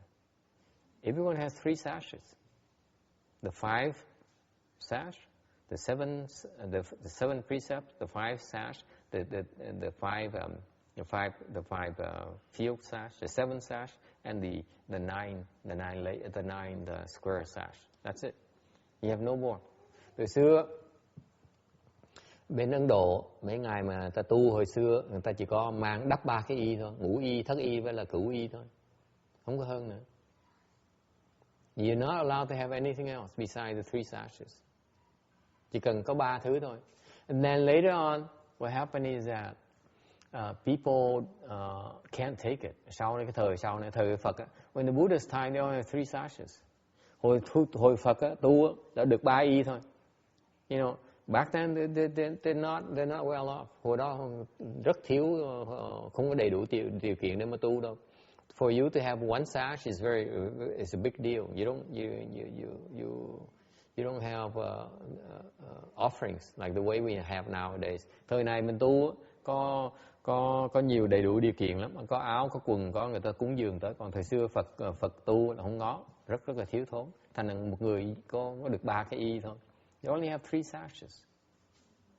And then later on, as time went on, people could not take it. Người ta tu không nổi. So the Buddha decreed. Phật mới nói rằng, you have. I realize you guys cannot handle it. Therefore, the Buddha decreed that you can have more than 3 sashes. Phật mới chế rằng có quyền có hơn 3 cái y. You can have 100 single items you can have. Phật mới chế rằng là quý vị có thể giữ được thêm 100 cái vật khác. 101 items. Is it clear? Meaning besides the 3 sashes, you can accrue up to 100 different items, but only 1 at a time, not 2. Meaning that, nói cách khác là Phật nói rằng là ngoài ra phải 3 cái y là quý vị có quyền giữ được thêm, có thể tích trữ được thêm 100 cái đơn vật khác, có nghĩa là 100 một thứ thôi. Meaning it has to be all different. For example, you can have one of this. Mình có được cái áo như vậy là 1. You can have 2 of these. Không được 2 cái. That's the rule. Okay, and we have all kinds of dharma. Even if we have this thing here, we cannot even cannot keep it. We have to give it away as well. It's very complicated. Okay. Ngay khi mà nhận cái này, một cái vật này thôi á, là chúng tôi có những cái pháp là không có được giữ nữa luôn, phải cho người khác, bố thí người khác nữa, mượn mặc tạm thôi. So what I have right now is only temporal. If this belongs to someone else, I'm wearing it temporarily. Believe it or not. According to the Dharma. That's how strict the rules are. Thành ra ngay cái áo này tôi có đây, thiệt ra theo cái pháp, làm đúng cái pháp đó, là phải bố thí cho người khác. Rồi tôi mượn cái pháp này, cái áo nó tôi xài tạm bợ thôi, chứ không phải áo của tôi nữa. Phật pháp nó cắt gao như vậy đó. Giới tỳ kheo ni cắt gao như vậy đó. Okay, what's this nonsense? Tại sao như vậy?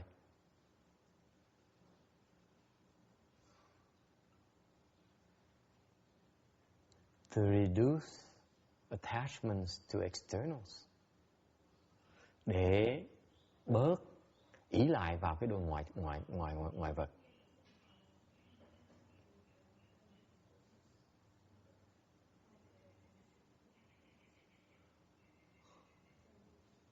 So we can have 100 items, single items, but not doubles, not have two of the same kind.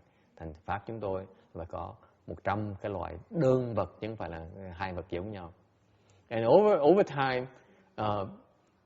time, that is still too tough for the bhikshus and bhikshunis. Và trong với thời gian rồi, mấy thầy mấy cô tới than phiền Phật nói sao khó quá, tôi không cần hơn một cái áo. They said, we need more than one of these, because what if it gets dirty, we wash it. What are we going to wear? Họ than phiền nói là bẩm Đức Thế Tôn, nếu chúng con có một cái áo dài này thôi, lỡ mà lúc nó dơ con giặt con mặc cái áo gì bây giờ? Okay, so the Buddha then decreed that yes, you can have, now I give you a dharma to enable you to have more than one. Okay, sau Phật mới chế cái pháp nó là bây giờ được như vậy thì sẽ cho cái vị thì truyền cái vị một cái pháp để mà hoàn cái pháp này có quyền có một cái áo này. All these dharmas here are designed to help us look at our attachment to the externals. Okay. Những cái pháp Phật truyền cho chúng tôi đó là những cái pháp mà để cho chúng tôi thấy được cái chấp trước của mình với cái ngoại vật. Okay, that's the beauty of the cultivation. Tu nó vui vậy đó. Everything we do is designed to help us look at our attachments. Những cái pháp chúng tôi tu đó trong cuộc đời mỗi ngày chúng tôi đó để nhìn vào cái chấp trước của mình. See, like John, for example, his normal life, he says, okay, so after school, after the Sunday lecture here, which should last another 15 minutes or so, let's go have some ice cream. Huh?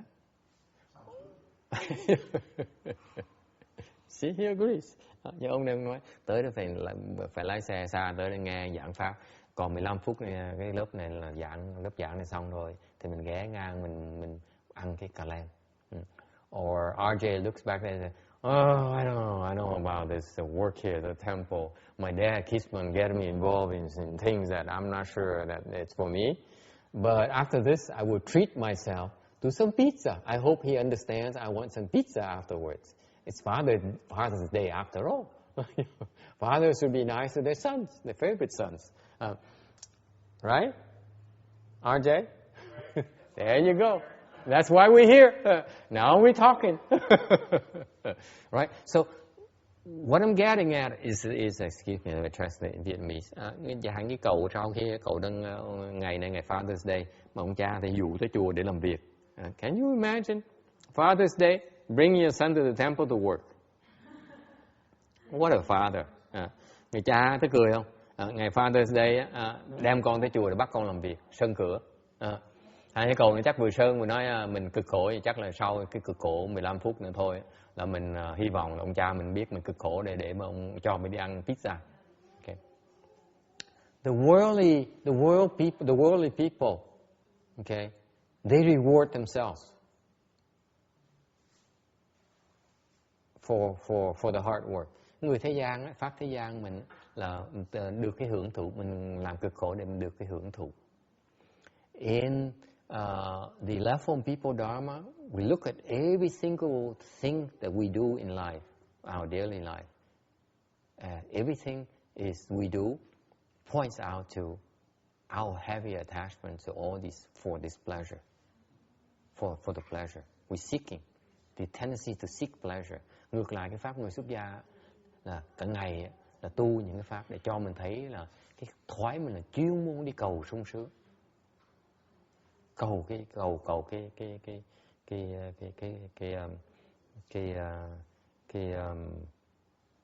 cái thoải mái. Okay. So the nature of cultivation is to lessen the desire. Phải muốn tu, phải bớt cái ham muốn, bớt cái dục của mình. So, for monks, what can be closer than the desire to be comfortable and to be warm? That's the deepest level. Okay. Người xuất gia, cái thỏa mãn người xuất gia, cũng mặc cho ấm, mặc cho êm. Thành ra ông này không có mặc hai lớp. Therefore, this Dharma here is as I would not wear double layers of clothing, more than one layer of clothing. I will not allow myself to do that. Okay, that's the meaning. All right? Nghe được không? It means that this gentleman here, as Danny pointed out, his level is pretty high to be able to say, I can handle it. It's not for everyone, okay? Cái này đừng phải nghe như vậy, rồi xong lật về mấy người sau này, mấy cái nhất là chuyện này rất xảy ra rất thường xuyên. Mấy thầy mấy cô đọc mấy phần kinh này xong lật về tôi không mặc áo, trời nó lạnh một cái là bệnh cái chết ngắt. Mua nhà thương nằm, chửi lên chửi xuống, nó thầy dạy tầm bậy. So I know a lot of young monks and nuns who are idealistic and say, I want to pursue the transcendental Dharma, and therefore I know about this no overclothing Dharma here. Therefore, I do exactly the same. I will not wear any extra layers of clothing, even when it gets cold. And they catch pneumonia, gets hospitalized, and they bitch at us and say, you've been teaching us the wrong dharmas.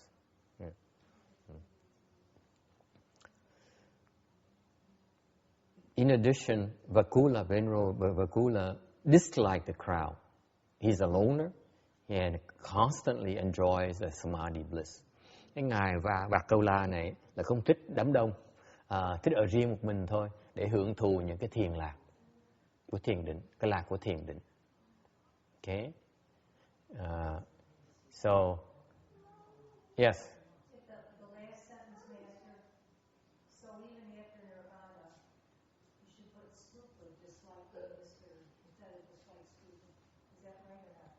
No, the stupa is an inanimate object. It cannot dislike. He's the one who dislikes his stupa being disturbed. Thank you. But very, very good. It makes sense from your perspective. But the reason I do it this way is because it forces you to ask me questions. If you pay attention. Okay. Anyway.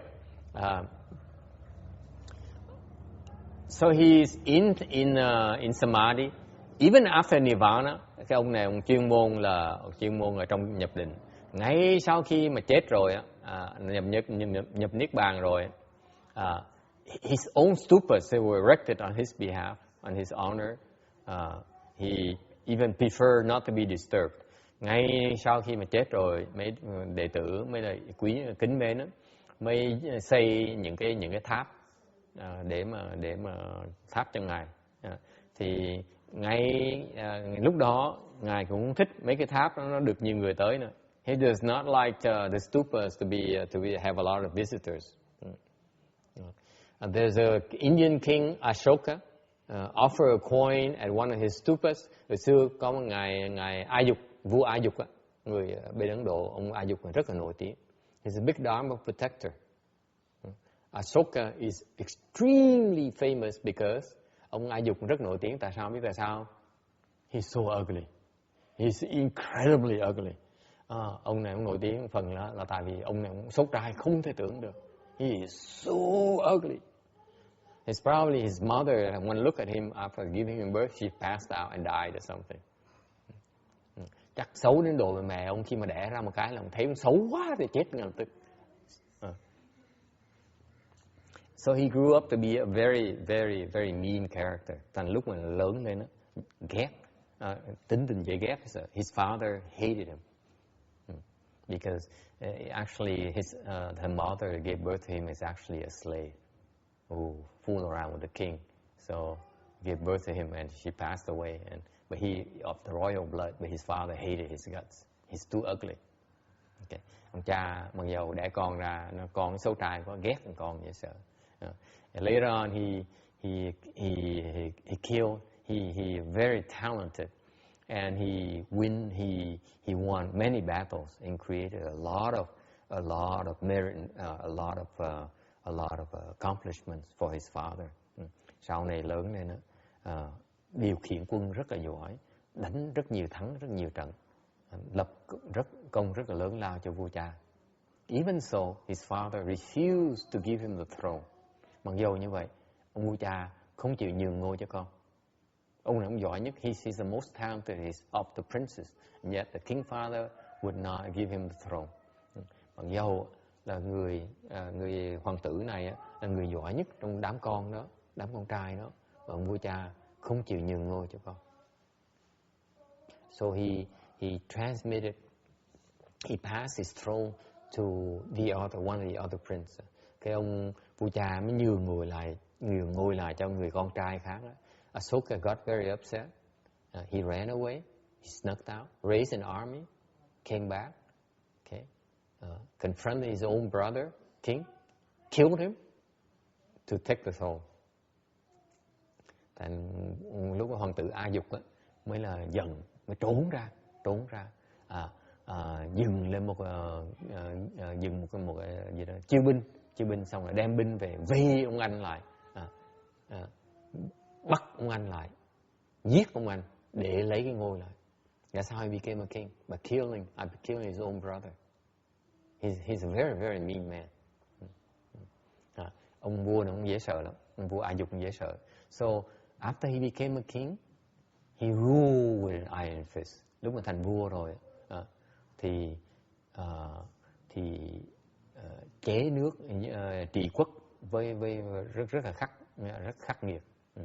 He created something very famous, something called hell on earth. Ông tạo ra một cái thành phố tên gọi là địa ngục trên thế gian. Only one road leads to it. Có một cái đường, cái thành phố đó, một đường nó dẫn tới thành phố thôi. Okay? Only one road. Something called hell on earth. Cái chỗ đó gọi là địa ngục trên thế gian này. So one day, a monk followed the road because he went on arms bow around. Follow the road. Do you read this part, Danny, or not? See, I'm making it up as I go along. From memory, of course. So he followed the road, the monk followed the road, and he went right into the city called hell on earth. Ông tỳ kheo này không biết đường, đừng đi khất thực, mà đi theo con đường duy nhất có tới thành phố gọi là địa ngục trên quả đất này. He went through across the gates. He realized it. He looked around. He says people being tortured left and right. Vào cửa thành nó đóng, vào cửa thành một cái, thấy xung quanh toàn người ta bị tra tấn. Why is called hell on earth? People are screaming like crazy. They're suffering. They're in so much pain. Vào thành phố thấy người ta đang bị tra tấn, cung cực đau khổ, đau đớn dễ sợ. He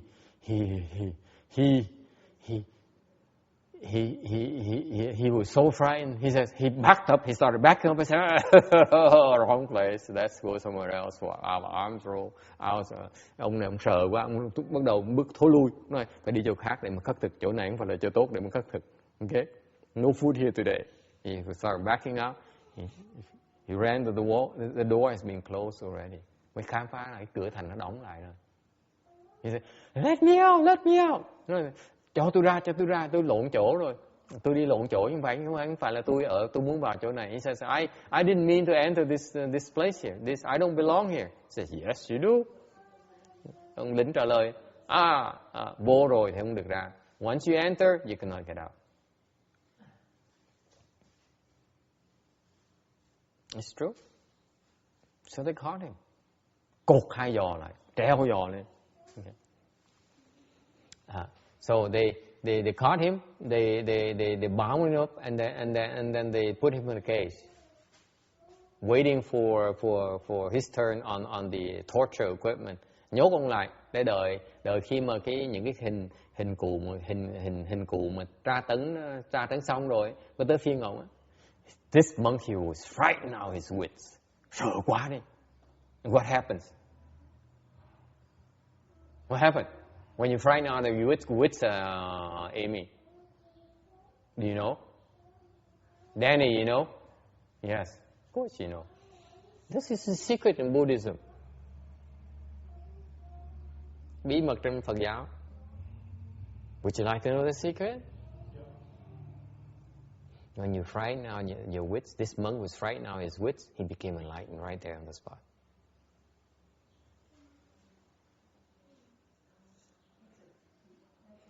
Vì sợ kinh hãi đến độ run rời tay chân đến độ giác ngộ ngay lập tức ngay đó. John says, "Oh, no need to cultivate. Let's go see a scary movie." No need to cultivate. Just get frightened out of your wits. You can become enlightened. Isn't that cool, RJ? Go see more of these horror movies and get frightened out of your wits. You can get enlightened just like that as well. He saw people being tortured around him. He says, "I'm next. I have no way to get out of here. This is it." And he became enlightened. How about that, huh, Danny?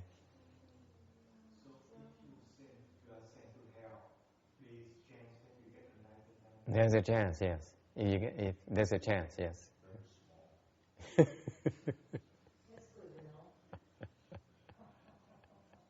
But I haven't heard of one instance yet.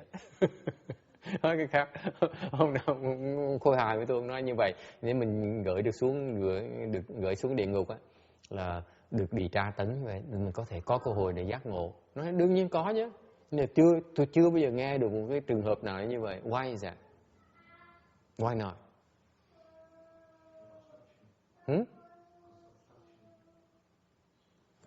Because you cannot mistake the circumstances here. This monkey became enlightened because he's been cultivating. You go to send to hell because you don't cultivate, John. That's why you get sent to hell. You don't cultivate, you have a chance to get enlightened. No two ways about it, okay? You don't cultivate, you cannot become enlightened. Nói cách khác là đừng hiểu lầm. Tại cái lý do mà ông thầy tu này ông giác ngộ được là tại ông ông có thiền định rồi, ông có định lực rồi, ok?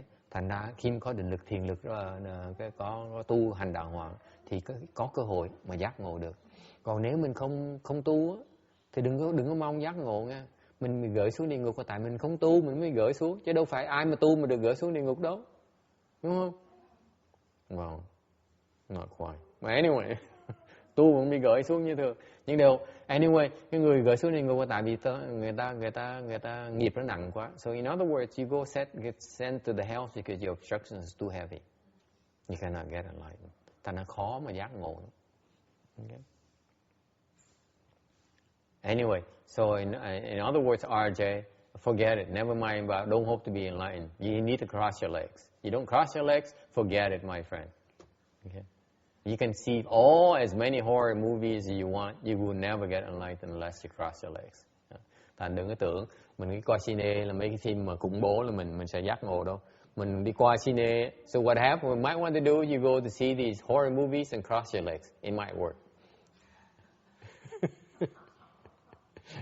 Nói cái khác là quý vị có thể nhiều khi muốn đi qua mấy phim mà khủng bố đó, thì trong lúc mình coi mình xếp bằng lại có thể giác ngộ được á.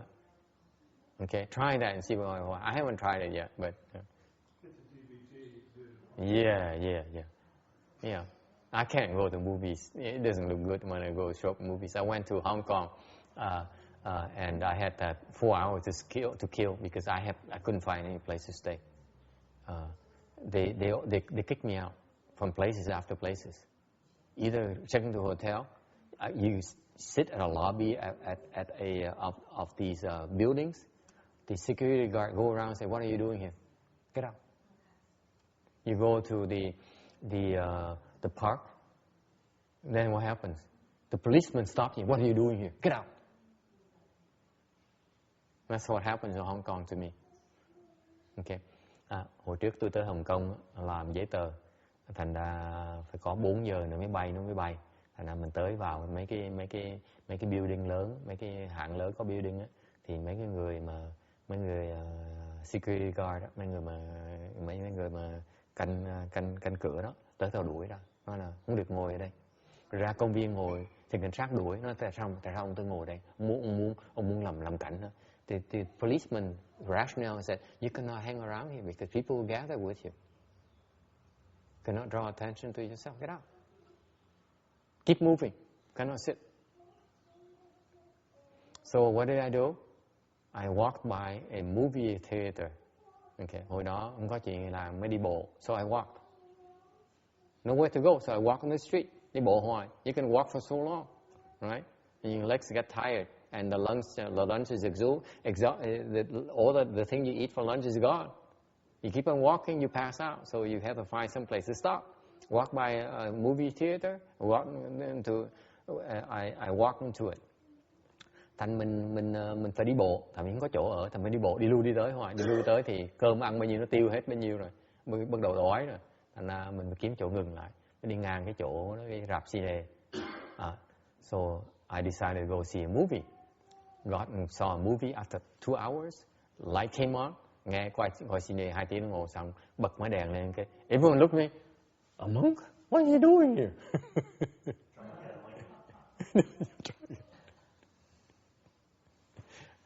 These Hong Kong people, there's something else. Anyway. Yes. Was it a scary movie? No, I didn't know back then. I did not have this Dharma back then. It was double jeopardy, by the way. So, it's how long ago? It was brand new. Double jeopardy with what is it? With I think it was Tommy Lee Jones. yeah, and Ashley Judd. Yeah, I like her. Yeah. Anyway, so this guy here, Ashoka, I was talking, and Mr. talked to Ashoka. So this monk here, because he was so frightened of his wits, he become enlightened. Cái ông thầy tu này, ông mới sợ quá, ông mới giác ngộ.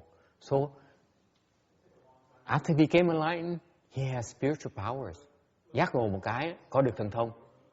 Okay? And then so he rose up to the air. Ông hiền lên, ông hiền lên không trung. Okay? This is one of the exceptions that the Buddha allowed you to manifest spiritual powers. Flew up in the air. He emitted fire from the upper part of his body, emitted water from the lower part of his body, and flipped it around as well. Thành cái những cái mà thần thông mà Phật cho phép biểu diễn là trên nửa bản thân trên đó, thì lửa cháy ra, bản thân ở dưới đó, thì nước nó chảy ra, hoặc là mình ngược lại. Okay? And the king who happened to be there, Ashoka happened to be there, was so impressed. Wow, this is cool! And he believed in Buddhism right then. He converted to Buddhism. And then afterwards he changed a lot. He took refuge, took the 5 precepts, built a lot of stupas. Rồi ông vua A Dục này thấy phục quá đi,